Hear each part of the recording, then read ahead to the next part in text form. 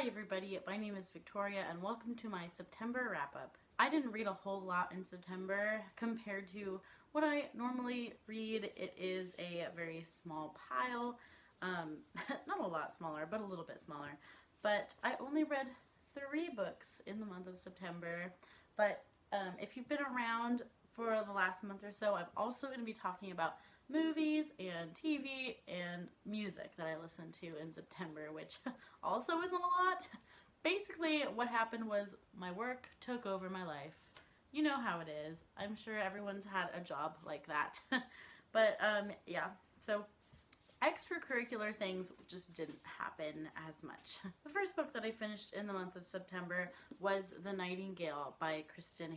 I'm so glad that I finally got around to reading this book. I thought it was so fantastic. I think I ended up giving this book 5 stars on Goodreads, and I just thought that it was really well written.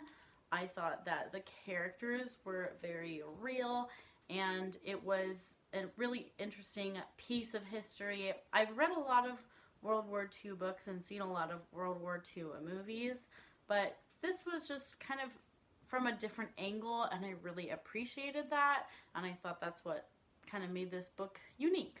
But this story is about 2 sisters, and we kind of go between the 2 perspectives from the sisters. So we have Vianne, and we have, I already forgot her name, Isabel. That's the other sister's name. But Vianne and Isabel are sort of pitted against each other in life in general. They don't have a strong sister relationship. They kind of have some issues between the 2 of them. And then the war sort of divides them even further. And you see Vianne kind of go in one direction and then Isabel go in the other direction. However, you see both of the sisters do really amazing and brave things in their own way throughout the war. And you can see how each one of them makes an impact in what's going on around them. What I think Kristin really wanted to do with this book is to show the ways in which war affects everyone, and it completely disintegrates the lives of everyone in that country that's going to war. So it doesn't matter if you're staying at home, it doesn't matter if you're a man or a woman. Everyone was so deeply impacted by World War II. Everyone played a role in whatever small or big way. And I just thought it was a really great look at women in World War II. It was a really great read, really impactful read. I would say this has to be one of my favorite books of the year so far, and definitely one of my favorite historical fiction books that I've ever read. I just thought this was really, really well done. The next book that I read, I actually read via audiobook, and that would be the 5th and final volume. Yay, I finished finally, of Percy Jackson and the Olympians, and the 5th book is entitled The Last Olympian, and that's by Riordan. This is a very, very popular series. I'm only just now getting around to it. I know that Riordan has so many other books that I need to get to and spin-off series of Percy Jackson, so I'm working on it. I would get there eventually, but I'm really happy to have finally finished this series. Since it is the 5th book in a series, I don't want to go too far into details, but this is the accumulation of everything that we've been wondering about.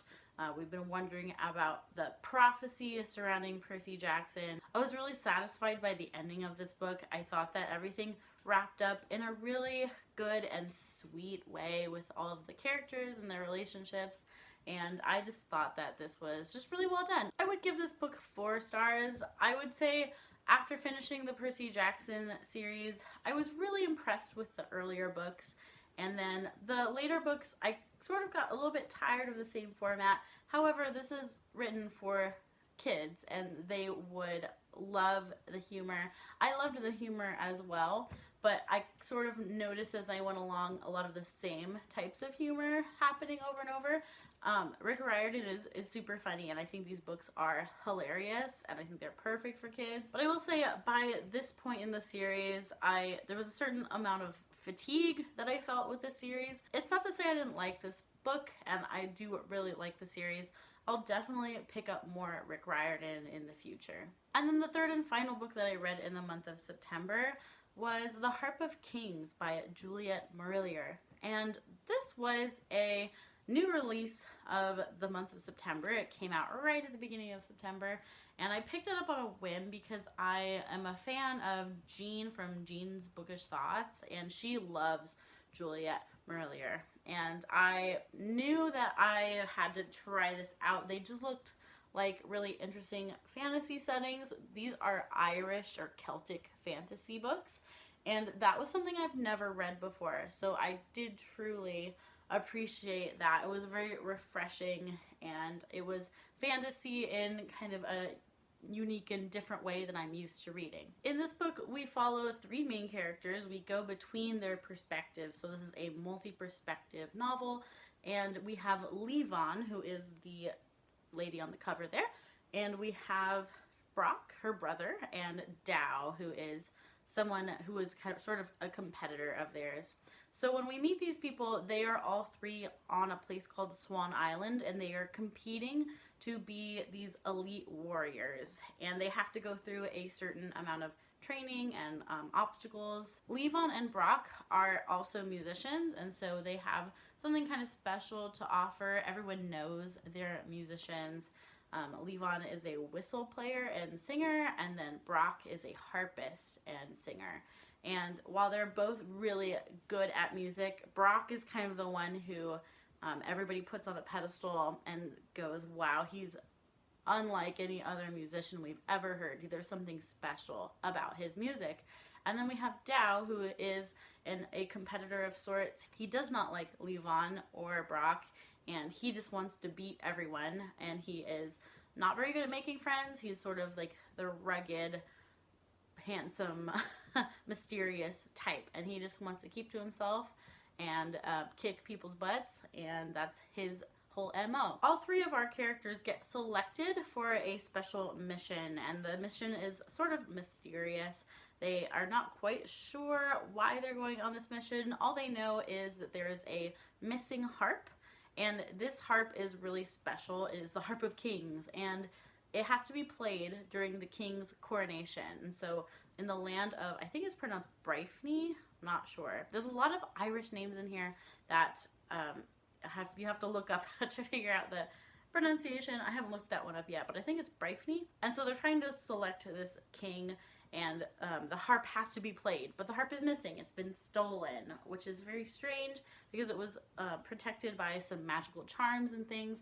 It was not supposed to be possible to steal the harp. So the three of them are selected to go on this mission. They take them away from their training and put them into harm's way, basically. I really liked the aspect of music in this, and you can tell that Juliet Mariller is an actual musician herself. I'm not sure what she plays exactly, but you can tell in the way that she writes it, which I really appreciate. As a musician myself, it really bothers me when people try to write about music and they don't really know anything about music, because I can tell right away. But this was a shockingly realistic depiction of musicians, which I thought was really, really fun. I really enjoyed that. Story-wise, this was not the best. I'm gonna probably give this book 3.5, 4 stars. It wasn't a bad book. However, it was really slow, and there was a lot of time just spent in the characters' heads, kind of going over the same things over and over. I felt like there was a lot of repetition when it came to reading the characters' thoughts, and so that became a little bit boring at times. But it did wrap up well. You know, this is the first in a series, and it didn't leave off exactly on a cliffhanger, but it did leave some things open that make you realize it's going to be a series. And so it was fine. I thought the story was a little bit weak. I think it's still worth picking up if you're interested in it, but don't go into this expecting like a really fast-paced story. It just wasn't. It was very slow. We learn a lot about the characters, which is fine. But I thought it could have moved a little bit faster as far as the action goes. Probably could have been a shorter book. Not that it was that long. 440 pages. Not bad at all. But yeah. So if you're picking this up, just know it's kind of a slow moving fantasy novel. I only saw one movie this month, and that was It Chapter 2. So I guess if I was gonna see just one, I'm really glad it was this one. I really enjoy the It movies and stories and franchise. I haven't read the book, but I've seen the old 80s movie, and I now have seen the new movies. And I'm dying to read the book. I don't know when I'm gonna get around to it because it's ginormous. But I thought It Chapter 2 was really well done. If you've watched the 80s version, I thought that this one really paid homage to the 80s version. It had a lot of like head nods to it and a lot of similar scenes. It didn't like stray away from it really at all, except for, you know, everything could be gorier and grosser and scarier, which was great. However, I did think the opening scene was real disturbing. Like, I was not prepared for that. That opening scene is like the one thing I remember and I will remember forever. The rest of the movie is also scary, but man, that opening scene, if you've seen the movie, you might know what I'm talking about with the couple at the beginning. Yeah, that was just so sad and horrifying. I felt like that was a little much for me. It was a little bit too jarring and depressing. But then again, a big part of it is the terrible dichotomy between the monster and also the monsters of real life, which I think is the most stressful part about the whole story, at least for me, is that I hated that there were bullies, human bullies, against the kids, and also a monster getting to them. It was just like, that's not fair. As far as movies go, I think I'm gonna give it A-. This was a really weird month in that I barely listened to music at all, and that was mostly because any listening time that I had, I was listening to the Percy Jackson audiobook, which meant that I didn't really listen to much music on my car commute or while cleaning, which those are basically the two times that I listen to music the most. However, I did go to an amazing concert. I saw John Mayer's tour. I saw him at the Forum in Los Angeles. It was an amazing concert. The only complaint is that I had these annoying drunk girls in front of me, and they were being loud and obnoxious the whole time. But other than that, if I could just tune out those annoying girls, the concert was amazing. And so I've been listening to a lot of John Mayer, particularly his more recent album, The Search for Everything. This album has really grown on me and really like been the soundtrack of my life in the last couple months, and I'm in love with it, and I'm in love with John Mayer. I did watch some TV, surprisingly, more than I realized, but I first started the month off with finishing Doctor Who season 11. I know, I'm so behind, but finally I have finished that season. Thoughts are mixed. I really like the direction they went with the new Doctor. I think she is fantastic. However, I think the writing of the show has left something to be desired, particularly with the futuristic episodes. I felt like the futuristic episodes, or at least the ones that were more sci-fi-esque, where they are in space in some capacity, were kind of dumb. They weren't as well written. The villains weren't very scary. There's been some seasons where the more futuristic ones are the best of the season. But actually, season 11, the best episodes were when they went back in time. The historical ones. Standout episode is the one about Rosa Parks. That was by far the best episode in the whole season. And I also really liked the one where they went to back in time to India. That was really well done. So yeah, basically all the historical ones I really liked. And all the futuristic ones, they really fell flat for me.